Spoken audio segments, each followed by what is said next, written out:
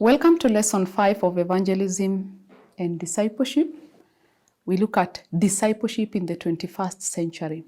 So our course objective is that by the end of this lesson, we would like to develop patterns and strategies that are workable in this age of globalization. Now, before then, we look at the fact that discipleship is not just a sacred and a spiritual venture.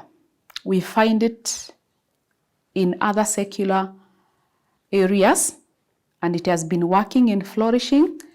So the secular world has used different terms to refer to the process, but we realize that the concept is the same. It's just similar with the Christian discipleship. We may say they borrowed this concept and it's working.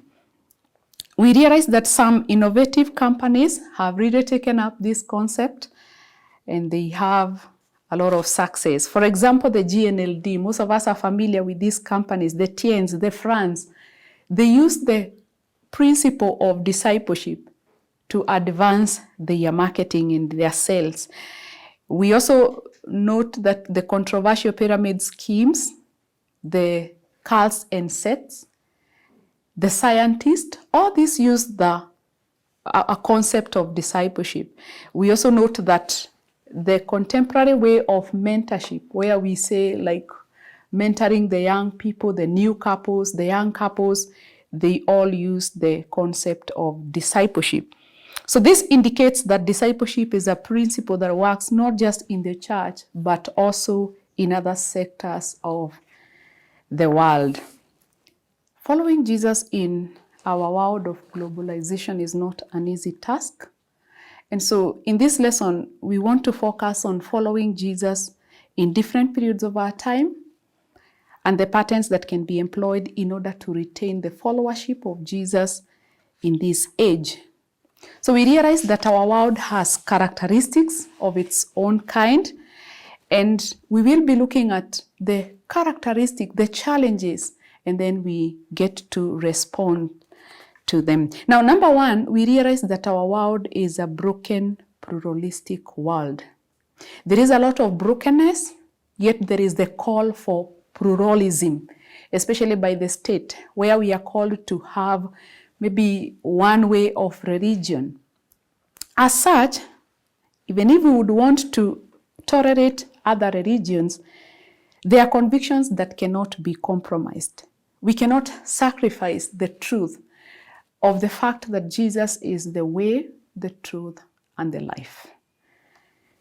Doing that would be presenting an alternative way to God.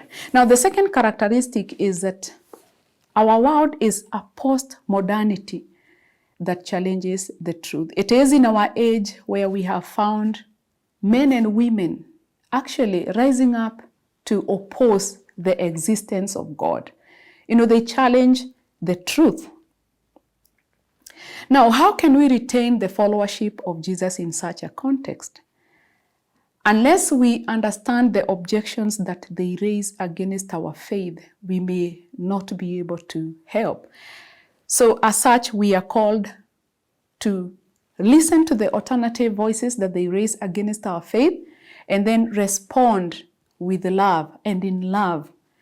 And then that's how we would be able to convince them. The third characteristic, of course, is that our world is a globalized marketplace. And the issue here has to do whether we should continue to become authentic disciples in the workplace away from the church. We need to realize as Christian disciples that God is concerned with the marketplace too. So we must stand in for Christ, even in the marketplace, just as Daniel of the Old Testament, who obeyed the directives of the state. Number 4, the characteristic of our world today is that it is a broken world of ethnic identity. And the question here is how we retain the witness for Christ in an age of ethnic diversity. So in some cases, the diversity is used negatively. Yet we know that our God is a God of diversity, and diversity was put in place for beauty. we should embrace diversity and not take it for difference. Actually, our place as the church is to preach reconciliation, to bridge the gap and preach reconciliation. The fifth characteristic of our world today is that it is a world that has power, the world that is characterized with power and violence. And the challenge here has to be how we can retain the followership of Christ in a system characterized by war that emanates from selfish interest of the powerful leadership that leads to loss of life and property. We can follow Jesus as victims of power and violence by way of refusing to counterattack those who are against us. We preach forgiveness in such a context. Those who've been affected by the post-election violence, for instance, our message should be the message of forgiveness and reconciliation. The cross is the only way of victory over power and the power of evil. Finally, how do we follow Jesus in a world of suffering? Suffering is a fact of life for many people in our world. And with advances in our time of global communication and information technology, countless stories of horror, pain, suffering are brought daily into our living rooms. Whenever we switch on our television or radio or even read the newspapers, we come face to face with the millions of people who are either actual or potential victims of suffering and disaster in our world. So we are left constantly made to realize that ours is a dangerous world, a place prone to disaster, war, and famine and natural tragedies. Now, as Christian disciples, we ought to preach hope amidst suffering, because the cross is a message of hope. It gives us a framework of response of what we go through when we realize that our own Lord went through suffering.